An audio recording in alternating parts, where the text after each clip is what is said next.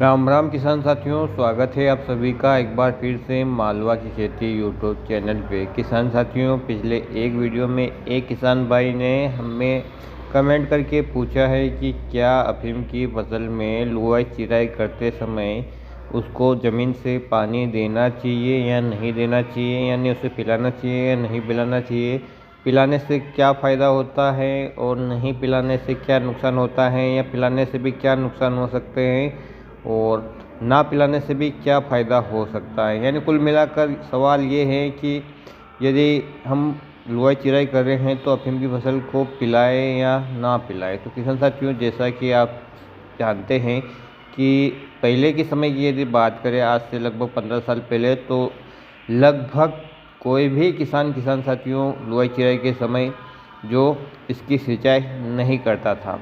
लेकिन किसान साथियों, समय बदलता गया, अधिक खाद और दवाइयों का प्रयोग होता रहा है, जिसकी वजह से किसान साथियों इस फसल में भी काफ़ी ज़्यादा समस्याएं भी आने लगी, रोग भी पहले की अपेक्षा काफ़ी ज़्यादा आने लगे हैं।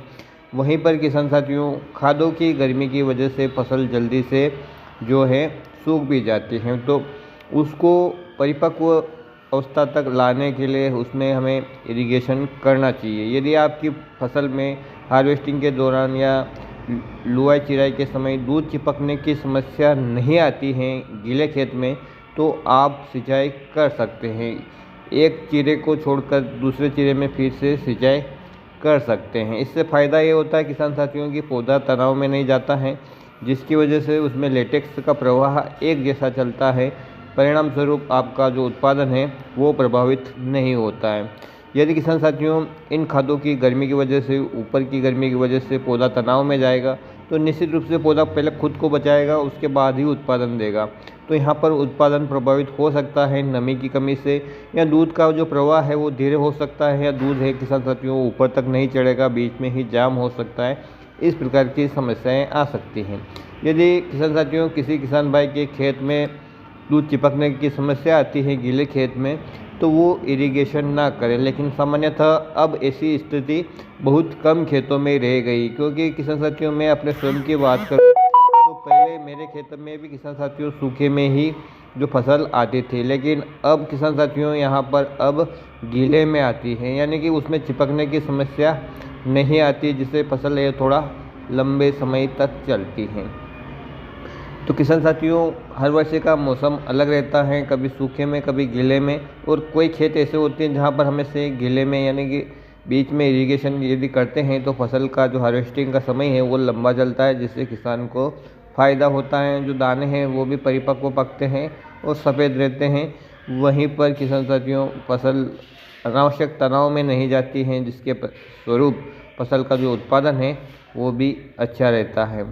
तो मैं आपसे हमेशा यही कहता आया हूँ कि यदि आपकी लुआई चिराई चल रही है तो आपके खेत में चाहे सूखे में अफीम आती हो या गीले में आती हो, तो आप कभी भी उसमें थोड़ा सा एरिया पिलाकर पहले देखिए, टेस्ट करें। उसके बाद ही यदि आपको ऐसा लगे कि पिलाने से कोई नेगेटिव इफ़ेक्ट नहीं है, तो किसान साथियों आप पूरे प्लॉट को है वो पिला सकते हैं।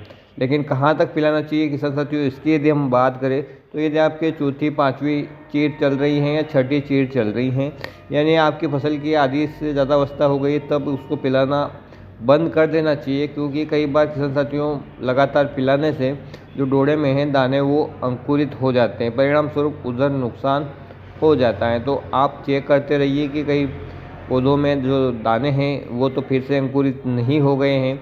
अनावश्यक ज़्यादा सिंचाई करने से भी किसान साथियों कोई ज़्यादा फ़ायदा नहीं होता है। केवल ज़मीन की जो नमी है वो टूटनी नहीं चाहिए, जिससे कि पौधा है वो तनाव में नहीं जाए और जो भी उसमें लेटेक्स है उसका प्रवाह अच्छी तरह से चलता रहे। तो इस प्रकार से किसान साथियों आपको अपनी फसल की कंडीशन भी देखना है, अपने खेत की मिट्टी का प्रकार देखना है। साथ ही किसान साथियों हर वर्ष का जो मौसम रहता है उस हिसाब से पहले आपको थोड़े से एरिया में इरिगेशन करके देखना है कि कोई चिपकने की समस्या तो नहीं है, कोई नुकसान तो नहीं हो रहा है।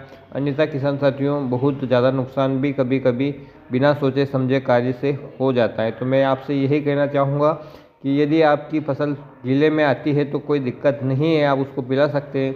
लेकिन यदि सूखे में आती है हर वर्ष, तो जब भी आप उसकी फसल की हार्वेस्टिंग करें तब खेत का एक छोटा सा कोना, एक जो क्यारी है उसमें आप 5 से 10 फीट पिलाकर देख लीजिए।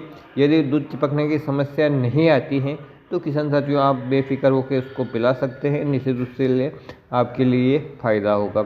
उम्मीद करता हूँ इस वीडियो से उन किसान भाइयों को अपनी फसल की समस्या का समाधान मिल गया होगा और बाकी किसान भाइयों के भी मन में ये जिज्ञासा होगी तो उनका भी समाधान मिल गया होगा। फिर मिलते हैं एक नए वीडियो में नई जानकारी के साथ। तब तक ख्याल रखिएगा आप अपना, अपने परिवार, अपने पशुधन और अपनी फसलों का। वीडियो देखने के लिए आपका बहुत बहुत धन्यवाद। जय हिंद, जय जवान, जय किसान।